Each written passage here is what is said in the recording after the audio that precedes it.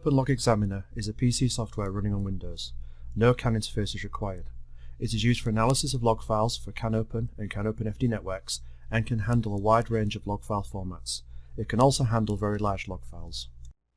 In this tech brief video, I will go over the bus load analysis feature of the software. In this video, I will demonstrate the bus load feature of CANopen Logxaminer and show how it can help to analyze the performance of a network. The first step is to load a log file from a CANopen network by clicking on the Import button, and then to analyze it by clicking on the Analyze button. This opens two new tabs, Statistics and Events. We are interested in the Statistics tab. Choosing Global Data from the drop-down list shows metrics for the entire network, and one of those is a graph over the bus load over time.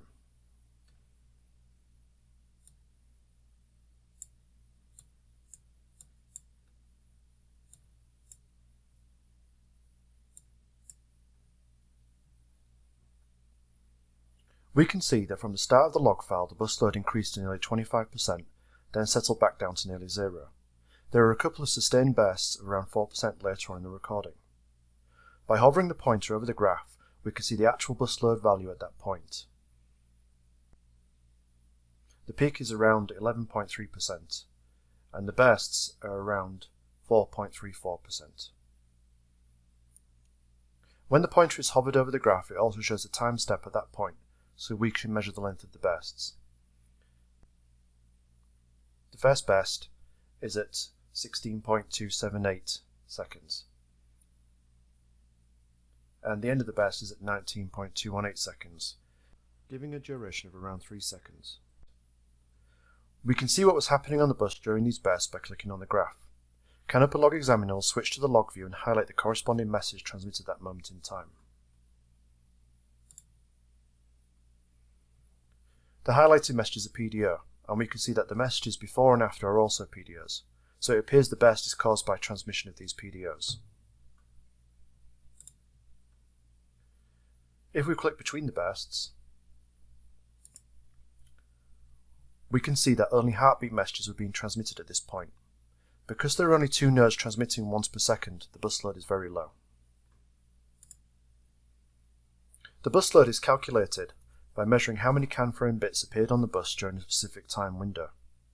Currently we're using a time window of 1 second, as shown on the sliders to the left of the graph. If we reduce the time window, it allows us to see shorter bursts of traffic.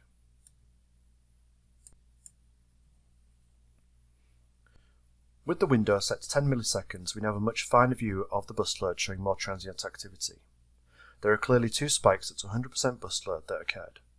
Clicking on a spike will show us what was happening at that moment.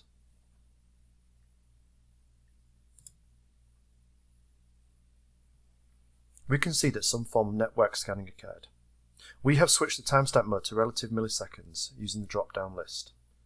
The relative time between these scanning messages is 0 milliseconds. This indicates a burst of back-to-back messages that will cause 100% bus load. In general, bursts like this should be avoided as they can block access to the network from nodes that wish to transmit low priority messages. This can cause their transmit and receive buffers to fill up and potentially overflow. In this case, we would need to ensure in the node implementation that its buffers, combined with its activity and message filtering, can cope with such bursts on the network. I hope that this has given you an overview of how to use bus load analysis to look at patterns in network traffic and help with the design and debugging of CANopen networks.